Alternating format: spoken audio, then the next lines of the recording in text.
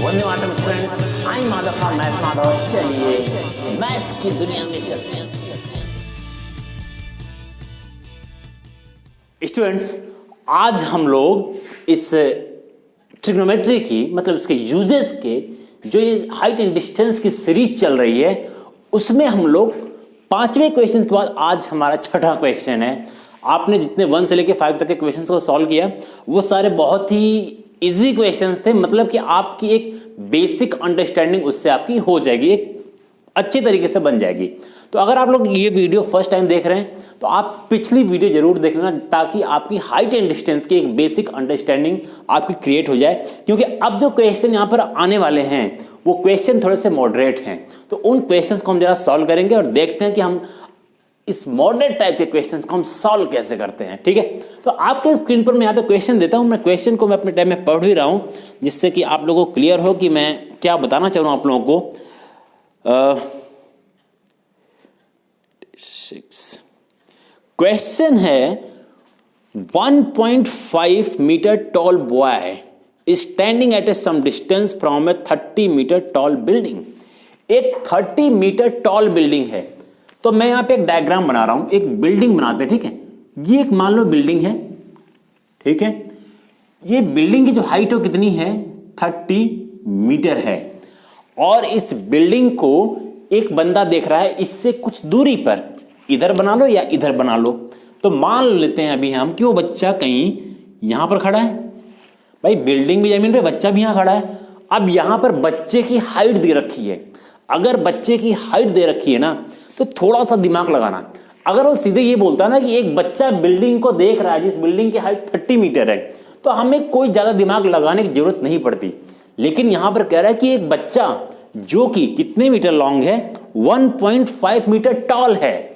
तो आपको समझना होगा कि मान लो कि वो बच्चा ये है। ठीक है, ये इसके हाथ, वो इसके पैर। ठीक है, इसकी जो हाइट है वो 1.5 मीटर है। क्लियर? जमीन पे पैर इसका भी होगा, जमीन पर ही इस बिल्डिंग का भी क्या होगा, फुट होगा। तो दोनों यहां पर है। तो क्लियर बात हो गई इतनी। अब देखो फिर आगे लिख रहा है ये कि at a some distance from a 30 metre tall building. ठीक है, 30 metre tall building, the angle of elevation from his आई।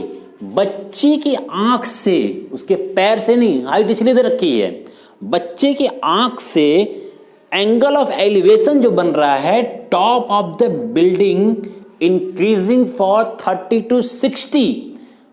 पहले तो एंगल ऑफ एलिवेशन बनाते हैं, पूरा क्वेश्चन पढ़ने की जरूरत नहीं है। उसके आंख से देखो, उसकी आंख यहां पर है। अगर मैं मान लूं ये बच्चे की फोटो मिटा दूं मैं, ठीक है, बच्चे को हटाओ यहां से। अब मान लेते हैं कि बच्चे की आंख अगर बोल रहा है तो मानेंगे आंख सब उसकी टॉप है। ये मत उसमें ज्यादा तर्क वितर्क करना कि आंख तो यहां पर है, खोपड़ी ऊपर होगी, ऐसा नहीं। आंख से देख रहा है तो आंख से एंगल ऑफ एलिवेशन बनेगा बिल्डिंग पर। ठीक है, तो आंख से किसको देख रहा है, बिल्डिंग को देख रहा है। हमने इसको ऐसे मिला दिया। ठीक है, तुम देखो बिल्डिंग को देख रहा है। लेकिन अगर किसी ने बेस को यहां से मिलाया है, ये मान लो कि इसका पैर है, इसका फुट ये है बिल्डिंग का, एंगल ऑफ एलिवेशन उसके आंख के पास बन रहा है। इसमें लिखा हुआ है ना, देखो ध्यान से क्वेश्चन पढ़ो। The angle of elevation from his eye, उसकी आंख के पास, उसके पैर के पास नहीं बन रहा है। तो एंगल ऑफ एलिवेशन अगर उसके आंख के पास बन रहा है, इसका मतलब कि यहां से हमें यह एक लाइन ड्रॉ करनी पड़ेगी इधर की तरफ, और एंगल ऑफ एलिवेशन यहां पे बनेगा कितने डिग्री, 30 डिग्री। वो कह रहा है कि एंगल ऑफ जो एलिवेशन है वो 30 डिग्री से कितने डिग्री हो रहा है, 60 डिग्री। क्वेश्चन को ध्यान से देखिएगा। एंगल ऑफ एलिवेशन 30 डिग्री से 60 डिग्री इंक्रीज कर रहा है। कब इंक्रीज कर रहा है, जब वो बिल्डिंग की तरफ, लिखा हुआ है ना, as he walks towards the building, जब वो बिल्डिंग की तरफ वॉक कर रहा है। तो मैंने कहा ठीक है, अभी ये बंदा यहां पर था, यहां से बिल्डिंग को देख रहा है। बिल्डिंग का कुछ नाम लिख देते हैं। इस बिल्डिंग का नाम है AB। ठीक है, यहां पे लिख देता हूं मैं B, क्योंकि देखो अब बिल्डिंग का नाम यहां लिखते हैं, रुक जाओ, अभी ये AB है। ठीक है, अब इस बिल्डिंग को जब ये यहां से देख रहा है तो 30 डिग्री बन रहा है। जब बिल्डिंग की तरफ वॉक करते हुए जा रहा है तो जाते जाते जाते कहीं पर रुका, और फिर से मुंडी को ऊपर करके फिर से बिल्डिंग को देखा। ठीक है, तो मान लेते हैं कि यहां से चलते चलते चलते यहां पर आया और यहां से फिर से बिल्डिंग को टॉप को देख रहा है। अब उसका जो एंगल पहले 30 डिग्री था, अब जब देख रहा है बिल्डिंग को टॉप को तो उसका एंगल यहां पर 60 डिग्री हो चुका है। कितने डिग्री? 60 डिग्री हो चुका है। अब हमें ये नहीं पता कि वो यहां से चलते हुए एकदम बीच में आके रुका है कि एकदम किनारे आके रुका, यहां रुका, हमें नहीं पता। ये बस ये कह रहा है कि वो चलते हुए गया है, कहीं से उसने फिर से टॉप को देखा है और वहां से जब हमने एंगल ऑफ एलिवेशन उसके आंख से बनाया तो वो 60 डिग्री बन गया। इतनी बात क्लियर आ रही, समझ में आ रहा है? अब देखो इसने क्वेश्चन क्या पूछा हुआ है। क्वेश्चन इसने किया है कि इसमें आपको बताना है find the distance he walk towards the building. आपको डिस्टेंस फाइंड आउट करना है कि वो यहां पे था और यहां से चलते हुए बिल्डिंग तक आया है, बिल्डिंग तक नहीं बिल्डिंग की तरफ आया है। तो इसकी दूरी बतानी है कि यहां से लेके यहां तक की डिस्टेंस कितनी है, वो कितना वॉक करके गया है। अब देखो अभी तक जितने भी क्वेश्चंस आप सॉल्व करते थे वहां पर एक क्वेश्चन में सिर्फ एक ट्रायंगल बनता था या एक ही क्वेश्चन में अलग अलग 2 ट्रायंगल बनते थे, बट यहां पर एक ही क्वेश्चन है बट उसमें 2 ट्रायंगल बने हुए हैं। तो ऐसे क्वेश्चन को हम कैसे सॉल्व करते हैं, आइए देखते हैं। तो सबसे पहली बात, जब एंगल ऑफ एलिवेशन उसकी आंख से है, आपको पता है इतनी जो हाइट है वो 1.5 है, तो ये भी हाइट कितनी होगी 1.5, यहां से लेके यहां तक की बस। ठीक है, होगी ना। हमें निकालना क्या है, यहां से लेके यहां तक की डिस्टेंस कितनी है। तो जाहिर सी बात है बिल्डिंग की जो हाइट 30 मीटर थी वो हाइट 1.5 हमें क्या करना पड़ेगा, इससे माइनस करना पड़ेगा, क्योंकि हमारा क्वेश्चन यहां से होगा 1.5 मीटर बिल्डिंग की हाइट कम करनी पड़ेगी। क्यों? क्योंकि एंगल ऑफ एलिवेशन बच्चे की आंख से है और बच्चे की आंख जो है बिल्डिंग की फुट से 1.5 मीटर ऊपर है। इसका मतलब इस 30 मीटर से, इस 30 से 1.5 माइनस करोगे तो ये बिल्डिंग की हाइट हो जाएगी 28.5 मीटर। तो ये आपका अब न्यू हाइट है बिल्डिंग की 28.5। अब यहां पे हम ट्रायंगल का कुछ नामकरण कर देते हैं। This is A, this is B, this is C and this point is D. और आपको इसी सी डी की वैल्यू बतानी है कि सी और डी के बीच में डिस्टेंस कितना है। तो स्टूडेंट देखो मेरे सोचने का तरीका क्या है, कुछ उसी तरीके से अगर आप भी सोचो, ठीक है, और अगर मुझसे अच्छा सोच सकते तो वो भी बेटर है। मैं आपको बताता हूं सोचने का तरीका कि हम इसको सॉल्व कैसे करते हैं। अगर आपने पिछले क्वेश्चन को सॉल्व कर रखा है तो आपको पता होगा कि अगर इस साइड को मैं मिटा दूं, 30 हमारा 28.5 हो चुका है। ठीक है, ये जहां भी ऐसे कभी भी देना कि किसी की हाइट 1.5 मीटर ऊंची है, लंबाई इतनी है, वो वहां से देख रहा है, तो समझ जाओ जो भी बिल्डिंग की हाइट होगी उससे उतना तुम्हें माइनस करना पड़ेगा। ठीक है, अभी ऐसे ही क्वेश्चन और आएगा आपके सामने। अब यहां से देखो क्या करना है हमें। यहां पे अगर मैं देखूं तो 2 ट्रायंगल है, एंगल के अकॉर्डिंग देखना है हमें। एक ये ट्रायंगल दिख रहा है जो 60 डिग्री का है ये, ठीक है, यहां पे 60 डिग्री है, और एक बड़ा ट्रायंगल हमें दिख रहा है जिसका नाम है ABC, जिसमें 30 डिग्री है। 2 ट्रायंगल है। अब ये बताओ छोटे वाले ट्रायंगल को अभी हम भूल जाएं, इसके बारे में ना सोचें, सिर्फ बड़ा ट्रायंगल देखो ABC, सिर्फ बड़ा ट्रायंगल। इसको मैं हटा रहा हूं थोड़ी देर के लिए बस, कि मान लो इसको मैं हटा रहा हूं, ये 60 डिग्री अभी के लिए भूल जाओ थोड़ी देर के लिए। ठीक है, अभी आपके सामने एक ये ट्रायंगल है, क्लियर। तो ये बताओ अगर एक साइड आपको गिवन है तो क्या ये साइड आप पूरी निकाल नहीं पाओगे? मैंने बताया था ना कैसे निकलता है। एक साइड गिवन तो ये साइड निकल सकती है ना। तो हम वही काम करेंगे। आपको पता है कि हमें चाहिए इसी साइड के बारे में, ये छोटा सा साइड पूछ रहा है, यही छोटा सा साइड, हमें इधर का कोई मतलब नहीं है, एक साइड गिवन है, तो ये साइड हम किस तरीके से निकालें। तो पहला काम हम बड़े ट्रायंगल से करेंगे, छोटे ट्रायंगल से भी काम कर सकते हो। ठीक है, जब भी 2 ट्रायंगल बन जाएं तो समझ जाओ एक बार हमें बड़ा ट्रायंगल लेना होगा और एक बार हमें छोटा ट्रायंगल लेना होगा। दोनों को फिर बाद में हमें कंपेयर करना होता है। तो कैसे कंपेयर करेंगे उसको देखते हैं। बड़ा ट्रायंगल है, थीटा के सामने का साइड क्या होता है? Yes, perpendicular. ओके, ये 90 डिग्री है, 90 डिग्री के सामने का साइड हाइपोटेनस, और ये जो पूरा बचा CV ये आपका बेस है। अब आपको पता है हमें इस बेस की वैल्यू पता करनी है, CD की नहीं, पूरे इस सीबी की, सीडी को हम बाद में देखेंगे, अभी हम पूरी लंबाई देख लें कितनी, क्योंकि हमें पता है कि एक साइड गिवन है तो पूरी लंबाई हम निकाल सकते हैं। तो हमने पूरी लंबाई निकालने के लिए क्या लिखा, अब आपको देखना होगा, आपने एक फॉर्मूला पढ़ा था ना, वो आपको याद होगा, पंडित जी बद्री प्रसाद अपॉन हर हर बोले या हरिहर बोले, ये रेशियो आपको पता है। अब आप इसी रेशियो से देखिए कि आपको परपेंडिकुलर है, यहां पर बेस है, बेस और परपेंडिकुलर को लेके कौन सा रेशियो है, बेस एंड परपेंडिकुलर, ये रेशियो दिख रहा है ना, परपेंडिकुलर एंड बेस मींस आपको पता है ये परपेंडिकुलर एंड बेस जो होता है ये आपका tan थीटा होता है। तो आप सीधे क्या लिखेंगे यहां पर, tan थीटा, क्या लिखेंगे यहां पर, मैं यहां पर लिखता हूं, this is tan theta is equal to perpendicular upon base लिख दिया हमने। आपको थीटा पता है, tan थीटा कितना गिवन है, 30 डिग्री, तो आप लिखोगे tan 30 degree is equal to perpendicular, यहां से परपेंडिकुलर कितना है 28.5 डिवाइड बाई बेस आपको गिवन नहीं है, तो आप इस बेस को पूरा क्या लिख दोगे, ये पूरा बेस क्या है, सीबी है नाम ना इसका, तो आप सीधे सीबी लिख दो यहां पर, ये आपका सीबी है, हमने लिख दिया। चलो तो यहां से tan 30 की वैल्यू क्या होती है, 1/√3 is equal to 28.5 divide by CB, ये हो गया। यहां से देखो आपके सीबी की वैल्यू निकलने वाली है, हम क्या लिखेंगे इसको, 20, इसका क्रॉस मल्टीप्लाई, इसका सीबी का मल्टीप्लाई इधर और √3 का मल्टीप्लाई इधर।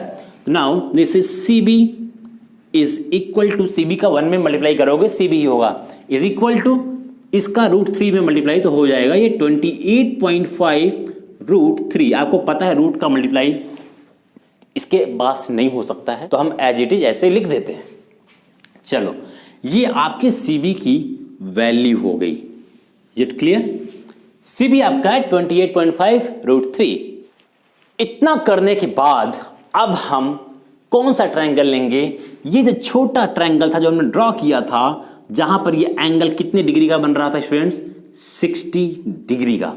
अब हम इस ट्रायंगल की बात करेंगे कि इसको हम कैसे सॉल्व करें, ये क्लियर। मैं इधर नीचे लिख देता हूं, देखो इसके नीचे शुरू करते हैं। अब यहां पे एक क्वेश्चन समाप्त हुआ एक ट्रायंगल के बारे में, अब हम किस ट्रायंगल में जा रहे हैं, इन ट्रायंगल, छोटे ट्रायंगल में ADB, इन ट्रायंगल ADB। जरा देखो अब फिर से इस ट्रायंगल को जरा ध्यान से देखो, 90 डिग्री के सामने का साइड क्या होगा, हाइपोटेनस होगा, 90 डिग्री के सामने, एंड थीटा के सामने का साइड परपेंडिकुलर होगा। सिर्फ आपका ध्यान इस छोटे ट्रायंगल पर होना चाहिए अब। और ये जो छोटा सा डीबी बचा हुआ ना, ये जो डीबी बचा हुआ है, ये डीबी क्या हो जाएगा, हमारा बेस हो जाएगा कि नहीं हो जाएगा। अब आपको क्या करना है, इस छोटे ट्रायंगल में अगर हम डीबी साइड खोज लें, खोज सकते हैं कैसे, आपको ये साइड गिवन है 28.5, पता चल चुका है 28.5 है, आपको पता है कि यहां से 60 डिग्री है, तो क्या हम ये साइड निकाल सकते हैं। अगर ये डीबी साइड निकल गया, ठीक है, तो डीबी साइड अगर निकला तो इस पूरे से, मतलब इस सीबी की लेंथ से इतना अगर डीबी माइनस कर देंगे तो क्या बचेगा हमारे पास, सीडी बचेगा कि नहीं बचेगा। तो यही काम हम आगे करने वाले हैं। तो कैसे करेंगे, अब आप केवल इस छोटे ट्रायंगल पे ध्यान करिए। तो यहां पर थीटा है, हमें साइड ये लेना है और ये छोटा वाला साइड लेना है, सिर्फ इतना छोटा सा साइड केवल, क्यों, this is perpendicular, this is base, तो फिर से हमारा फॉर्मूला क्या लगेगा, tan 60 डिग्री, क्योंकि आपको पता है परपेंडिकुलर एंड बेस tan के रेशियो में आता है। तो tan 60 equal to P/B, perpendicular upon base. Perpendicular कितना है, तो फिर से वही लिखोगे, tan 60 की वैल्यू होती है √3 इज इक्वल टू, परपेंडिकुलर आपका है 28.5 डिवाइड बाई बेस आपका है DB या BD, ये DB हो गया आपका बेस। यहां से DB की वैल्यू निकालेंगे, DB इधर क्रॉस मल्टीप्लाई होगा, इधर मैं कर रहा हूं, ध्यान से देखिए, तो हो जाएगा ये √3 DB is equal to 28.5, is it clear. Now DB is equal to 28.5, ये मल्टीप्लाई में है, इधर आएगा, इसको डिवाइड करेगा, और हमने बताया था जब भी वैल्यू डिनोमिनेटर में रूट में होती है, इसका ऊपर नीचे हम क्या करते हैं, रेशनलाइज करते हैं इसको। तो ऊपर की वैल्यू जब मल्टीप्लाई करोगे तो ये हो जाएगा 28.5 √3 एंड डिवाइड बाई 3, ये हो जाएगा 3। √3 और √3 का मल्टीप्लाई 3 होता है, ठीक है। √3 √9 होता है। √9 को आप क्या ले सकते हो, 3 ले सकते हो। तो ये आपकी डीबी की वैल्यू हो गई। किसकी वैल्यू हो गई ये, दिस इज डीबी। इतनी बातें क्लियर हो रही हैं। अब देखिए यहां पर इतनी चीजें क्लियर हो गई, दोनों की दोनों वैल्यू निकल चुकी है। अब आपको पता है यहां पर कि हमें अगर इस CD की वैल्यू निकालनी है तो इस CB से, इस पूरी CB लाइन से अगर इस DB की वैल्यू को मैं माइनस कर दूं तो क्या बचेगा, CD बचेगा। तो आपको पता है कि CD जो है, CD कैसे निकलेगा, CD होगा आपको CB से क्या माइनस करना पड़ेगा, आपको DB माइनस करना पड़ेगा। तो हम इस चीज को माइनस करेंगे। CB कितना है, 28.5 √3 माइनस करना है किसको, 28.5 √3 डिवाइड बाई 3। अब आपको ये माइनस करना आना चाहिए कि कैसे हम माइनस करेंगे इसको। तो जरा देखो कैसे माइनस करते हैं। यहां पे 1 ले लेते हैं, इज इट क्लियर। यहां पे हमने 1 ले लिया। अब इसको सॉल्व कैसे करेंगे, क्या करें हम, कैसे सॉल्व करें बताइए। क्या हम यहां पे 28.5 जो लिखा हुआ दिख रहा है आपको, क्या दोनों में से हम 28.5 को कॉमन ले सकते हैं, ले सकते हैं।